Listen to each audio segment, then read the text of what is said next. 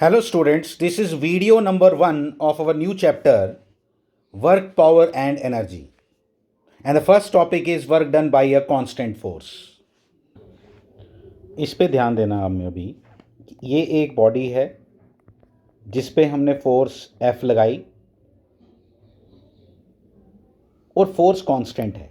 Force का constant होना मतलब उसकी ना तो मैग्नीट्यूड चेंज हो रहा है during the course of journey, जो भी उसकी मोशन है उसके दौरान उसका ना तो मैग्नीट्यूड चेंज हो रहा है और ना ही उसकी डायरेक्शन चेंज हो रही है। तब जाके ये कैटेगरी जो हमारा वीडियो नंबर 1 का टॉपिक है वो उसके अंदर फिट बैठता है।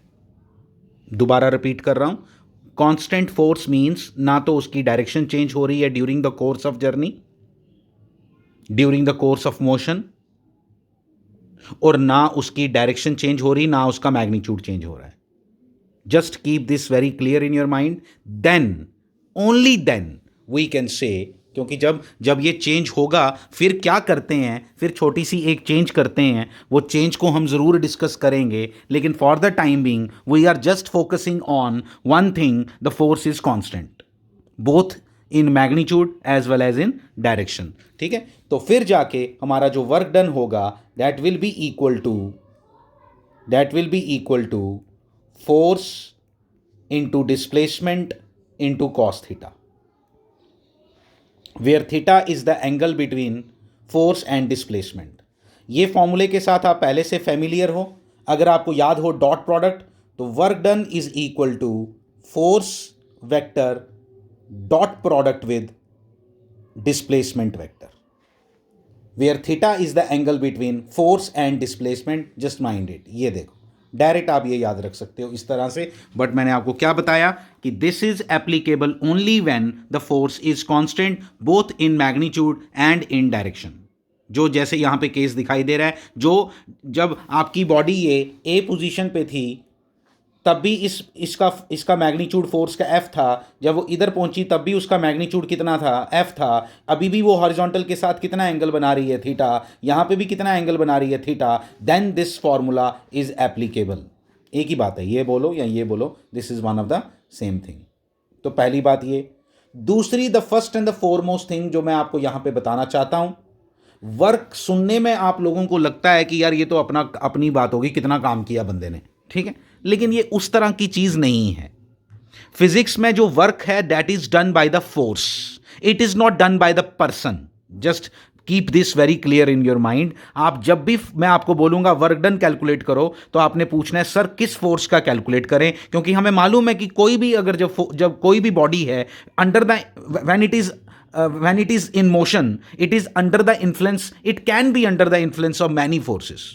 It can be under the influence of many forces.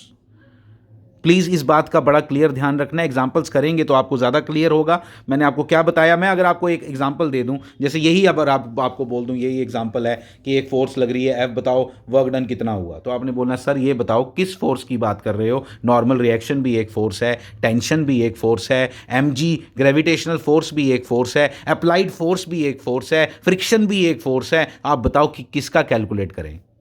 समझ आई बात? तो ये क्लियर कट आपको पता होना। तो क्या मैंने बोला, जो सबसे इंपॉर्टेंट बात अभी तक मैंने बोली ना, वो ये थी पहली बात कि ये फॉर्मूला सिर्फ कांस्टेंट फोर्स के लिए एप्लीकेबल है। आपके दिमाग में ऑब्वियसली आ रहा होगा सर जब वेरिएबल फोर्स होगी तो फिर क्या होगा। ठीक है, मैं आपके साथ बिल्कुल एग्री करता हूं, आपने घबराना नहीं है। उसके बारे में हम बात ऑब्वियसली नेक्स्ट वीडियो में करेंगे, लेकिन फॉर द टाइम बीइंग हम जिस चीज़ के ऊपर बात कर रहे हैं, just keep this very clear in your mind कि फोर्स यहाँ कांस्टेंट है। एक बात ये इंपॉर्टेंट बताई, और जब भी मैं आपको बोलूँ प्लीज़ अपने पास ये नोट करके रखना है। कहाँ नोट करके रखना है? कॉपी पे नहीं, दिमाग में बिठा दो। ये वर्क नॉर्मल वर्क नहीं है कि तुमने कितना काम किया, तुमने कितना काम किया ये उसके साथ रिलेट करोगे तो गड़बड़ हो जाएगी। कुछ हद तक वो सेम है, बट आप अपने दिमाग से हटा दो कि हमारी रूटीन लाइफ का जो वर्क है उसका इस फिजिक्स वाले वर्क के साथ कोई लेना देना है। Treat this as another physical quantity जो हम सीखने जा रहे हैं। जैसे हमने इतने दिनों में बहुत सी फिजिकल क्वांटिटीज़ को स्टडी किया, ये भी एक फिजिकल क्वांटिटी है।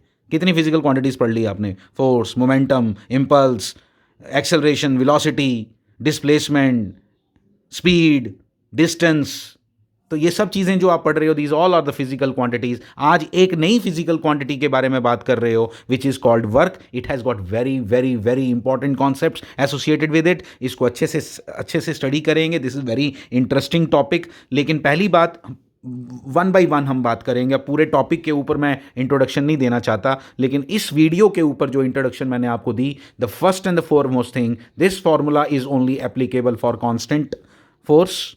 Constant means both in magnitude and direction. And second and the foremost thing is work is always done by a force. Whenever I say you calculate the work done by this body, you have to say, sir, by which force? Which force? Mention the force. ठीक है, मैं example करवाता हूँ, आपको बहुत clear हो जाएगा उससे। देखो, इस तरह का very first in the foremost question क्या हमने देखा। अच्छा कॉन्सेप्ट क्लियर हो जाएगा आपका इस न्यूमेरिकल से ही। Calculate work done in 2 seconds. 2 seconds में कितना काम हुआ। देखो, बड़ी इंटरेस्टिंग बात है, जब तक फोर्स मेंशन नहीं करेगा ना भाई, आप कंफ्यूज हो। कितनी फोर्सेस लग रही है इसके ऊपर, फ्रिक्शन भी लग रही है, म्यू दिया हुआ है। फोर्स अप्लाइड 72 न्यूटन दिखाई दे रही है, 72 न्यूटन दिखाई दे रही है। थर्ड, नॉर्मल रिएक्शन तो पता ही है, होती ही है। आपका mg तो होता ही है। तो बहुत सी चीज़ें इससे क्लियर होने वाली हैं, बहुत सी बातें। बड़ा अच्छा क्वेश्चन है ये, जिसके थ्रू आपको बेसिक आइडिया हो जाएगा कि वर्क डन है क्या। ठीक है, वर्क डन है क्या। अब देखो,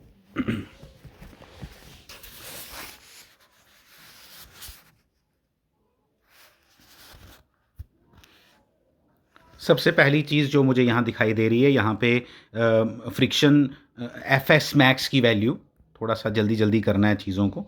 एफएक्स मैक्स की वैल्यू कितनी है, 40 न्यूटन। आपको दिखनी चाहिए बड़ी जल्दी, नहीं आता तो फिर हम पहले पिछला चैप्टर पढ़ें। F S max equal to 40 newton. इसका मतलब हुआ कि 72 न्यूटन अगर अप्लाइड फोर्स है तो ये बॉडी चलेगी। इसका मतलब मुझे जल्दी से टेंशन पड़ गई, भाई अगर बॉडी चलेगी तो मुझे मेरे एफ एस मैक्स कोई काम का नहीं, मुझे तो चाहिए एफ के। ओह, बाई चांस उसने तो मुझे म्यू एस और म्यू के दोनों की वैल्यू 0.5 दी हुई है, इसलिए वो भी किसके बराबर आएगा, 40 न्यूटन। समझ आ गई बात। तो इधर से मुझे एक बात क्लियर हो गई। मैं क्यों कर रहा हूँ ऐसी बातें, क्योंकि मेरे को डिस्प्लेसमेंट चाहिए ना। अभी आपने फॉर्मूला पढ़ा क्या, force into displacement into cos theta. तो इसलिए मुझे डिस्प्लेसमेंट तो चाहिए। तो डिस्प्लेसमेंट चाहिए तो भाई आपको तो क्या चाहिए, आपको ये 72 न्यूटन है। देखो, बड़ा इंटरेस्टिंग क्वेश्चन है। ये 40 न्यूटन है, ठीक है, ये 40 न्यूटन है। फिर उसके बाद ये 8 kg है। मैं आपको सारी बातें बताता हूँ, ठीक है। नेट फोर्स कितनी आ गई, नेट फोर्स बोलो 32 आ गई, दिखनी चाहिए net force 32। Net force is 32 upon a. इसका एक्सेलरेशन कितना आ गया, 4 metre per second square. Force is equal to m a, इधर से आपको आ गया। ये सब नहीं आता है तो कोई फ़ायदा नहीं अभी बात करके इन सब चीज़ों का, क्योंकि अब इसके बारे में बात नहीं होगी कि ये कैसे कैसे आया। तो ए इक्वल टू आ गया 4 मीटर पर सेकेंड स्क्वायर, ये जैसे ही आया। अच्छा, ये गिवन है यहाँ पे कि ये बॉडी पहले रेस्ट पे थी। दिस बॉडी, ये गिवन होता है क्वेश्चन के अंदर, आप घबराना नहीं। हम कुछ क्वेश्चन के पार्ट नहीं लिखा जाता है, मैं पूरी स्टेटमेंट होती है, मैं थोड़ा अपना टाइम बचाने के लिए कई बार नहीं लिखता हूँ, but it is given in the question कि ये बॉडी पहले रेस्ट पे थी, उसके बाद आपने 72 न्यूटन फोर्स लगाई, इसलिए रेस्ट पे थी। तो S is equal to U T plus half A T square में यू टी तो गायब हो गया, इसलिए हाफ ए टी स्क्वायर ऐसा आएगा। टी दिया हुआ है आपको, ठीक है। तो यहाँ से आपको क्या दिख गया, आपका डिस्प्लेसमेंट कितनी आ गई, 8 मीटर। कितना आ गया, 8 मीटर। तो ये इसका पहला पार्ट था जिसमें हमने पहले डिस्प्लेसमेंट निकालना इंपॉर्टेंट था कि ये बॉडी चली कितनी है, उसके बाद हम फोर्स के ऊपर बात करेंगे। जितनी फोर्सेस यहाँ इन्वॉल्व हैं वो सब मैंने लिख दी। 8g 80 न्यूटन हो गया, g की वैल्यू 10 है इसलिए 80 है। नॉर्मल रिएक्शन भी ऑब्वियसली उसके बराबर है। ये बॉडी गई कहाँ, देखो ये डिस्प्लेस होके थोड़ी देर के बाद कितनी, आपने क्या बोला कितनी डिस्प्लेसमेंट है इसकी डिस्प्लेसमेंट, ये जो बॉडी डिस्प्लेस होके यहाँ से कुछ यहाँ जाएगी, यहाँ तक पहुँच जाएगी 2 सेकेंड के बाद। कितनी डिस्प्लेसमेंट हुई भाई, ये डिस्प्लेसमेंट की डायरेक्शन भी मैंने बना दी, जैसे डायरेक्शन बनाई और ये कितना है डिस्प्लेसमेंट, कितनी निकाली आपने, 8 मीटर। देखना आप, work done by mg force mg ऐसे लिख दो, ग्रेविटेशनल फोर्स भी कह सकते हो, mg मैं लिखता हूँ 80 multiplied by 8 multiplied by cos 90, angle between this force, this particular force mg and 8 metre is equal to 0 joules. Work के क्या यूनिट्स होते हैं, ऐसा यूनिट्स, जूल्स। तो ये निकाल लिया हमने, पहला पार्ट हो गया। Similarly work done by similarly work done by normal reaction is also equal to 0, क्योंकि एंगल कितना बन रहा है 90 डिग्री, एंगल 90 डिग्री। जब एंगल 90 डिग्री बनेगा तो आपको समझ आ गई बात कि आपको क्या, जब डिस्प्लेसमेंट और फोर्स के बीच में एंगल 90 होगा तो 0, तो इसको हम बोलते हैं कि हमने पहली बार आज देखा कि हमारा वर्क डन 0 भी हो सकता है, डिस्प्लेसमेंट हो रही, but because work done by a force है, पर्टिकुलर फोर्स की बात करो।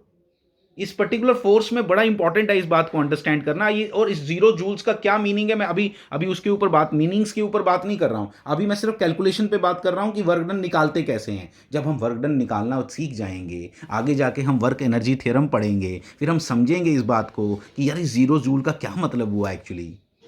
ठीक है, अभी नहीं, अभी सिर्फ कैलकुलेशन पे बात करनी है। ठीक है, तो work done by mg is equal to this. उसके बाद work done by normal reaction that is also equal to 0 joules, क्योंकि एंगल उसका भी 90 है। अब आती है एक और बात, ध्यान देना। ठीक है, एक और बात देखना, देखो अब नेक्स्ट पार्ट देखोगे आप, work done by force F जो अप्लाइड फोर्स थी, कितना आएगा उसका 72 इंटू 8 कॉस 0। क्यों, आप देख रहे हो आपकी वो फोर्स किस डायरेक्शन में थी, इस डायरेक्शन में थी, डिस्प्लेसमेंट किस डायरेक्शन में थी, इसी डायरेक्शन में थी। क्या ये दोनों वेक्टर्स पैरेलल थे, पैरेलल वेक्टर्स मतलब इनके बीच में कितना एंगल 0 डिग्री। फ्रिक्शन फोर्स के केस में फोर्स तो आपको मालूम है, ये डिस्प्लेसमेंट हर जगह 8 है। ठीक है, ये आ गया कितना माइनस क्यों आया, क्योंकि cos 180 की वैल्यू -1 होती है। जिनको मालूम है बहुत अच्छी बात है, जिनको नहीं मालूम आज के बाद याद रखो, cos 180 की वैल्यू -1 होती है, क्योंकि वर्क डन में बहुत बार आने वाला है ये। ठीक है, तो ये हमने कैलकुलेट कर लिया यहाँ पे, कितना सिंपल था, नथिंग इज़ डिफिकल्ट हेयर, कोई मुश्किल नहीं आनी चाहिए आपको इस बात में। दिस इज़ सो सिंपल कि यहाँ पे वर्क डन किसके बराबर आया, आपने कैलकुलेट भी कर लिया। ठीक है, तो ये work done by friction force is equal to कितना आ गया -320 जूल्स। इस पर्टिकुलर क्वेश्चन में हम लोगों ने देख लिया कि पॉजिटिव वर्क डन भी होता है, कैसे आया वो आपने देखा, नेगेटिव वर्क डन भी होता है और 0 वर्क डन भी होता है। और 0 वर्क डन देखा कितना इंटरेस्टिंग था। 0 वर्क डन बहुत जगह हो सकता है, अगर डिस्प्लेसमेंट ही 0 हो कहीं पे, फॉर एग्जांपल कहीं पे डिस्प्लेसमेंट ही नहीं है, बिल्कुल आप दीवार को धक्का मार रहे हो, डिस्प्लेसमेंट ही नहीं है, तो work done is 0, work done by your force is 0। फिर मैं बोल रहा हूँ कि आप इस चीज़ को देखोगे और वर्क डन कैसे नहीं है, ये बंदा तो बेचारा जोर लगा रहा है, वो तो काम तो कर ही रहा है ना कुछ, तो उसका तो पसीना निकल रहा है, तो उसके कारण तो उसको उसका वर्क डन होना चाहिए। मैंने पहले ही बोला this is a physical quantity. ये जो वर्क डन हम कैलकुलेट कर रहे हैं फिजिक्स के अंदर, don't try to relate it with the normal work done जो आपने अपनी रूटीन लाइफ में बोलते हो। दिस इज अनदर क्वांटिटी जिसको आपने सीखना है, दैट्स इट। ठीक है, इसकी कैलकुलेशन पे बात करो, इसकी क्या इंपॉर्टेंस है, ये पॉजिटिव का क्या मतलब है, 0 वर्क डन का क्या मीनिंग है, और नेगेटिव वर्क डन का क्या मीनिंग है। In the coming days we are going to learn each and everything regarding it, कि इसका आगे जाके क्या रोल होने वाला है मोशन के अंदर and analysis of various things. क्योंकि इसके अंदर 3 चीज़ें हमने पढ़नी है, वर्क, पावर, एनर्जी, सब कुछ पढ़ना है, तो उन सब चीज़ों में भी वर्क के बहुत इंपॉर्टेंस आने वाली है, तो वहाँ पे हम ये सब चीज़ें कैलकुलेट करना सीखने वाले हैं। ठीक है, तो ये इसकी कहानी थी एक फर्स्ट क्वेश्चन की, जिसमें हमने बहुत कुछ सीखा। अब मैं सेकंड क्वेश्चन ले रहा हूँ। This is your next question.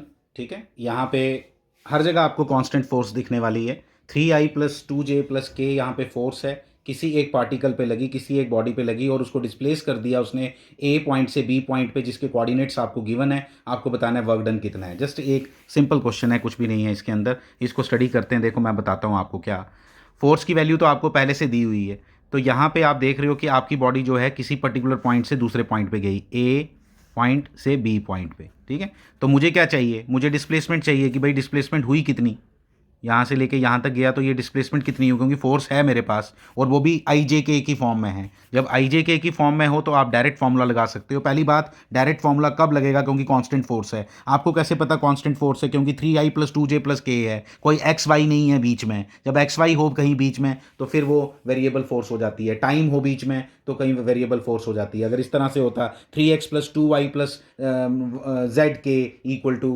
Force, तो ये होती इस तरह से, तो फिर वो कांस्टेंट फोर्स नहीं होती, वेरिएबल होती। उसके साथ कैसे डील करना है that is a separate issue, अभी इस वीडियो के अंदर हम उसकी बात नहीं करने वाले। ठीक है, तो अगर इस तरह से होती force is equal to 2t 2x² + 1, इस तरह से होगी फोर्स, तो वो वेरिएबल फोर्स होती है। जब x y t ऐसा कुछ आए तो वो वेरिएबल फोर्स होती है। यहाँ पे ये कांस्टेंट फोर्स है, इसलिए कांस्टेंट फोर्स होने की वजह से हम यहाँ पे इसमें डायरेक्ट फॉर्मूला लगा सकते हैं, work done is equal to, और आपको मालूम है कि जो वर्क डन है वो एक स्केलर क्वांटिटी है, आपको वैसे ही पता चल जाना चाहिए क्यों स्केलर क्वांटिटी है, क्योंकि आप डॉट प्रोडक्ट ले रहे हो, dot product means scalar product, तो स्केलर क्वांटिटी आएगी। एफ कितना है आपका, अच्छा पहले एस वेक्टर तो निकालो। एस वेक्टर कैसे निकालोगे, बड़ा सिंपल है, मैंने आपको पहले भी सिखाया ये वाला क्वेश्चन, जब डॉट प्रोडक्ट पढ़ाया था तब भी ये सेम क्वेश्चन करवाया था। 3 - 1, ए से बी जा रहा है ना, तो ये 3 1 4 है, ठीक है, और ए क्या है 1 2 1 1 2 1, तो क्या बना, ये क्या बन गया 3 - 1, ऐसे करना है, उल्टा करते हैं, बी से ए माइनस करते हैं, ठीक है। ये आ गया कितना 1 - 2, तो क्या बन गया 2i - j + 3k, ठीक है। इन दोनों का डॉट प्रोडक्ट ले लो, डॉट प्रोडक्ट से आसान कुछ नहीं होता दुनिया में, सबसे आसान काम है, ठीक है। डॉट प्रोडक्ट ले रहा हूँ, देखो क्या है, एफ फैक्टर क्या है 3i + 2j + k का डॉट प्रोडक्ट लेना है, किसके साथ, किसके साथ 2i - j, आंसर स्केलर आना है, इसलिए आई जे के कभी आ ही नहीं सकते, इसलिए आई जे के कभी आ ही नहीं सकते, इसलिए आंसर क्या आना है वर्क डन का, देखो कितना आसान है। 3 × 2 कितना ईजी होता है, 3 × 2 + 2 × -1 + 1 × 3, तो कितना बन गया 6 - 2 + 3 = 7 जूल्स, 7 जूल्स, ये हमारा आंसर आ गया 7 जूल्स। ये एक 15 kg का ब्लॉक है जो एक स्ट्रिंग के साथ लटक रहा है, तो स्ट्रिंग के साथ लटक रहा है और हमने फाइंड करना है work done by tension, work done by tension find करना है। तो work done by tension find करना है, मैं पूरा क्वेश्चन बोल रहा हूँ, आप लिख लेना। A 15 kg block is being lowered, is being lowered, is being lowered slowly by string, slowly मतलब एक्सेलरेशन 0, बिल्कुल बड़े आराम आराम से नीचे लेके जा रहा है, ठीक है। तो lowered slowly by string, find the work done by tension, find the work done by tension if the block is lowered by 3 meter, if the block is lowered by 3 meter। तो आप देख सकते हो यहाँ पे क्या करेंगे हम, 3 मीटर डिस्प्लेसमेंट तो गिवन है, हमें दिया हुआ टेंशन देखो आपको इधर इधर लगेगी ऐसे, दिस इज टेंशन टी, ठीक है, टेंशन टी। ब्लॉक जा कहाँ रहा है, नीचे लोअर्ड लिखा हुआ, नीचे कितना मीटर गया 3 मीटर, टेंशन और इसके बीच में कितना, टेंशन और इसके बीच में कितना एंगल है 180 डिग्री, पता चलना चाहिए अब आपको। एम जी की उसने पूछी नहीं, एम जी और इसके बीच में कितना एंगल था 0 डिग्री, लेकिन यहाँ पे टेंशन के साथ कितना है 180 डिग्री, इसलिए आंसर क्या, टेंशन की वैल्यू कैलकुलेट कर लो, एक्सेलरेशन 0 है, तो इसका मतलब टेंशन किसके बराबर होगी 150 न्यूटन, तो 150 Newton multiplied by 3 multiplied by cos 180, cos 180 is, cos 180 is -1, तो इसलिए कितना आंसर आ जाएगा -450 जूल्स, -450 जूल्स। सिंपल क्वेश्चन था, ज़्यादा कोई इसमें मुश्किल। This is the next question, find the work done bye F and friction force in 2 seconds, initially the block is at rest, ठीक है, initially the block is at rest, तो block जो है वो रेस्ट पे है और हमें यहाँ पे पता लगाना है कि कितना वर्क डन करेगा एफ और फ्रिक्शन फोर्स। बड़ा सिंपल है, कुछ मुश्किल नहीं आना चाहिए आपको इसमें, आपको पहले ये पता लगाना है ये ब्लॉक चलेगा कितना 2 सेकंड्स में। उसके लिए आपको वो जो मैंने पहले भी क्वेश्चन आपको करवाया उसके लिए एक्सेलरेशन निकालनी पड़ेगी, पहले ये तो पता लगाएं ये ब्लॉक चल भी रहा है या नहीं, क्योंकि फ्रिक्शन इज प्रेजेंट। फ्रिक्शन कितनी है यहाँ पे, एफ एस मैक्स कितनी वैल्यू है 50 न्यूटन, एफ एस मैक्स की 50 न्यूटन वैल्यू है, और जो इस फोर्स के मुझे 2 कंपोनेंट बनाने पड़ेंगे, ये वाला एक कंपोनेंट और ये वाला एक कंपोनेंट, ठीक है, ये वाला ये कंपोनेंट, गलत बोला मैंने, फ्रिक्शन फोर्स गलत बोली मैंने, सॉरी, ठीक है। यहाँ पे क्योंकि नॉर्मल रिएक्शन की वैल्यू 100 नहीं है, यहाँ पे नॉर्मल रिएक्शन कम आएगा, ये आएगा मैं बताता हूँ आपको, ये आएगा आगे की फोर्स कितनी आई cos 37 4/5, ये 80 न्यूटन, ये 80 न्यूटन आ गया 80 न्यूटन, ये जो आपका ऊपर की तरफ फोर्स इसका कंपोनेंट आया 100 न्यूटन का, ये आ गया 60 न्यूटन, sin 37 3/5, 100 × 3/5 कितना आ गया 60 न्यूटन, ठीक है। 80 न्यूटन की फोर्स है, नॉर्मल रिएक्शन कितनी आ गई, नॉर्मल रिएक्शन आ गई 40 न्यूटन,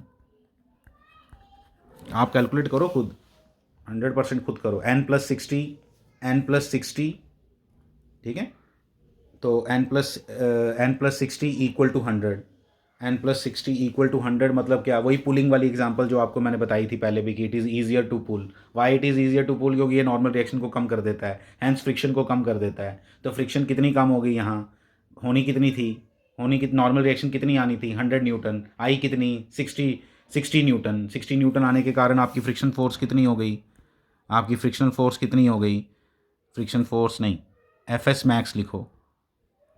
एफ एस मैक्स कितना हो गया, एफ एस मैक्स हो गया, एफ एक्स मैक्स हो गया 60, नॉर्मल रिएक्शन 40 आई है सॉरी, तो ये आ गया आपका 20 newton. F S max equal to 20 newton. आप कितनी फोर्स से खींच रहे हो, 80 से, यानी कि ब्लॉक चलेगा। ब्लॉक चलेगा तो मुझे एफ एस मैक्स नहीं, मुझे एफ के चाहिए, लेकिन बाई चांस वो हमेशा बराबर ही होता है, हमेशा बराबर नहीं होता, नॉर्मली क्वेश्चन में बराबर देते हैं, इसलिए वो भी 20 न्यूटन हो गया। तो 80 माइनस 20 कितना हुआ, 80 माइनस 20 इज 60, तो 60/10 is 6 metre per second square. तो 6 मीटर पर सेकेंड स्क्वेयर इसकी एक्सेलरेशन आई है, खुद करोगे आप। 6 मीटर पर सेकेंड स्क्वेयर इसकी एक्सेलरेशन आ गई, 6 metre per second square acceleration आ गई। फिर S is equal to half A T square का फार्मूला लगाओगे, हाफ ए टी स्क्वेयर का फार्मूला लगाओगे तो आपको क्या मिल जाएगा, हाफ ए टी स्क्वेयर का फार्मूला लगाओगे तो आपको मिल जाएगा एस, एस आएगा 12 metre.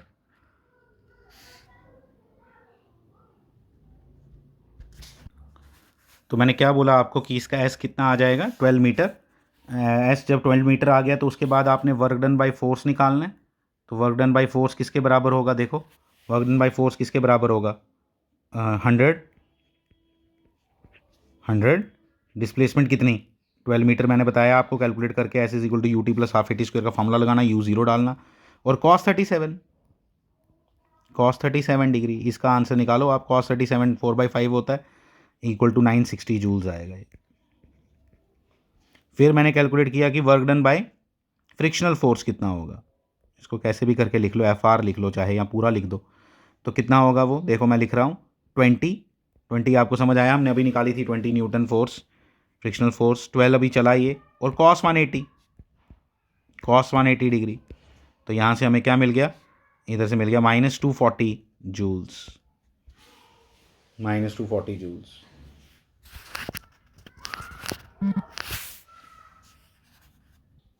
This is our next question. इस क्वेश्चन के अंदर आप क्लियरली देख सकते हो कि यहाँ पे आपको पूछा गया है कि find the work done by tension on the blocks A and be in 4 seconds. ठीक है, तो डिस्प्लेसमेंट निकालनी है, इसलिए आपको 4 सेकेंड्स दिया है। टेंशन की अगर बात करें तो अगर आपको ये वाले क्वेश्चंस याद हों कि हम किस तरह से चलते थे, आपको थोड़ा सा बता देता हूँ मैं दोबारा। ये देखो, अगर मैं यहाँ पे टेंशन लूँ टी, यहाँ पे भी टेंशन होगी टी, बड़ी क्लियरली पता है आपको, तो यहाँ कितनी होगी 2t, ठीक है, यहाँ 2t, ये भी हो गई 2t, अरे 2t,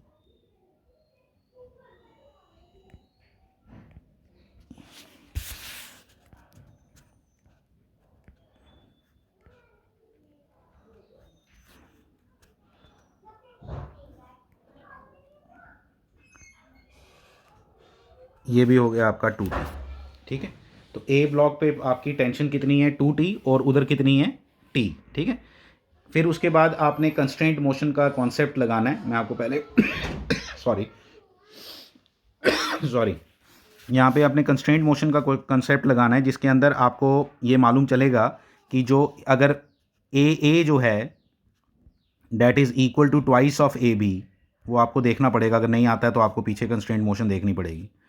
twice of A B ये लगा के और इक्वेशंस बना के जैसे आप करते थे, ए और ए बी निकालोगे आप, ये लगा के फ्री बॉडी डायग्राम ए की भी बनाओ बी की भी बनाओ, A equal to A B है, ठीक है, equal to twice of A B है। ठीक है, यहाँ पे इसको ऐसे ले लो, इसको ले लो, ये नीचे जाएगा, ठीक है, ये नीचे जाएगा, कहीं पे भी ले लो, आपको अल्टीमेटली मिल जाएगा ये इक्वेशन। ए की वैल्यू भी मिल जाएगी, ए बी की वैल्यू आपको निकालनी सिखाई है मैंने। तो ए और ए बी की वैल्यू जब आपको मिल जाएगी, ये मैं आपको बता देता हूँ, ये वैल्यू आती है आपकी, ए की वैल्यू आती है आपकी, ए की वैल्यू आई है आपकी, लेट मी टेल यू, ए की वैल्यू आती है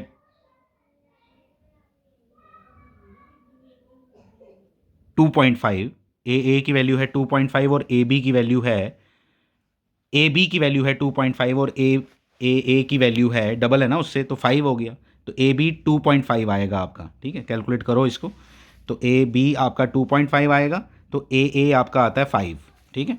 तो यहाँ से ये जब आपको पता चल जाएगा तो आप इसके लिए क्या लगाओगे, इसके लिए और इसके लिए क्या लगाओगे, इसके लिए टेंशन भी निकल जाएगी यहाँ से आपकी, जैसे हम करते थे ये क्वेश्चन, आप देखो सेम क्वेश्चन किया होगा हमने, सेम, ठीक है। तो ये क्वेश्चन करो, इसमें आपको मैंने बता दिया ए की वैल्यू कितनी, ए की वैल्यू 5 और ए बी की वैल्यू 2.5। ये कैलकुलेट करने के बाद आप डिस्प्लेसमेंट्स निकालो दोनों की, पहले ये रेस्ट से शुरू हो रहे हैं दोनों blocks, both blocks are starting from rest, तो इक्वल टू कितना है, S is equal to U T plus half A T square में यू टी जीरो डाल के हाफ ए टी स्क्वेयर से आपका 20 मीटर और 40 मीटर दोनों की डिस्प्लेसमेंट निकल जाएगी। टेंशन आप निकाल चुके हो, ठीक है। तो एक जगह टेंशन 2t है, एक जगह टेंशन t है, फॉर्मूला लगा लो इस केस में, ठीक है। एक में वर्क डन पॉजिटिव आना है, एक में नेगेटिव आना है, एक में 3000 आना है, एक में -3000 आना है, और नेट टोटल वर्क डन कोई पूछ ले टेंशन से कितना हुआ तो वो 3000 प्लस -3000 इक्वल टू 0 आएगा। तो ये क्वेश्चन आप खुद अटैम्प्ट करोगे, तो इसको अच्छे से कंप्लीट करना। मैंने आपको वैल्यूज़ बता दी हैं, वैल्यूज़ आपको मैंने बता दी, मैं लिख देता हूँ यहाँ पे आपको कि टेंशन की वैल्यू आपकी आनी है T इक्वल टू 75 न्यूटन, ठीक है। और वर्क डन आना है आपका 3000 और -3000। इसके केस में आना है, इसके केस में आएगा प्लस, उसके केस में आएगा नेगेटिव, एक में प्लस आएगा एक में नेगेटिव आएगा।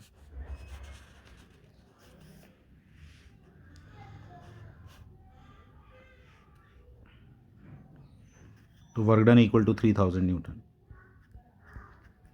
ठीक है। एक में प्लस एक में माइनस, और नेट वर्क डन कितना आएगा, 0 आएगा। तो ये क्वेश्चन अटैम्प्ट करोगे। इस तरह के क्वेश्चन भी आ सकते हैं, ये जस्ट बताना होता है कि कहीं से भी दो चैप्टर्स को मिक्स कर देते हैं ये लोग, ठीक है। मिक्स कर, जैसे ये कंस्ट्रेंट मोशन भी पूछ ली, वर्क डन भी पूछ लिया, अब जिसको कंस्ट्रेंट नहीं आता होगा वो ये कभी कर ही नहीं पाएगा।